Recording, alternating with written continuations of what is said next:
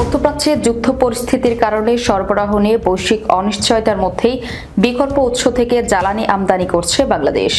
এরই ধারাবাহিকতায় মালয়েশিয়া থেকে পরিশোধিত অকটেন ও ফার্নেস অয়েল নিয়ে দুটি জাহাজ চট্টগ্রাম বন্দরে পৌঁছেছে। এমনটি এমটি সেন্ট্রাল স্টার নামের একটি জাহাজ 26,000 টন অকটেন নিয়ে বুধবার রাতে বন্দরের বহির্নোঙরের বাফ্রো অ্যাঙ্কারেজে পৌঁছেছে বলে নিশ্চিত করেছেন সচিব সৈয়দ রেফাত হামিম। অন্যদিকে এমটি ইস্টার্ন কুইন্স নামের আরেকটি জাহাজ 25,000 টন ফার্নেস অয়েল নিয়ে একই সময়ে বহির্নোঙরের চার্লি অ্যাঙ্কারেজে অবস্থান করছে। বাংলাদেশ পেট্রোলিয়াম কর্পোরেশনের সংশ্লিষ্ট কর্মকর্তারা বলছেন, মধ্যপ্রাচ্যের দেশগুলো থেকে অপরিশোধিত তেল সরবরাহে সম্ভাব্য বিঘ্নের আশঙ্কা থাকায় পরিশোধিত জ্বালানি আমদানির ওপর জোর দেওয়া হচ্ছে। এতে করে দেশের জ্বালানি সরবরাহ স্বাভাবিক রাখার চেষ্টা চলছে। বিবিসির তথ্য অনুযায়ী দেশে বছরে গড়ে 65 থেকে 68 লাখ টন জ্বালানি তেলের চাহিদা রয়েছে।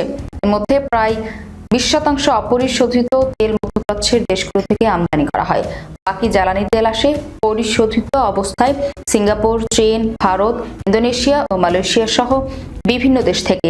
চলতি এপ্রিল মাসে দেশে প্রায় 4 লাখ টন ডিজেলের চাহিদা রয়েছে।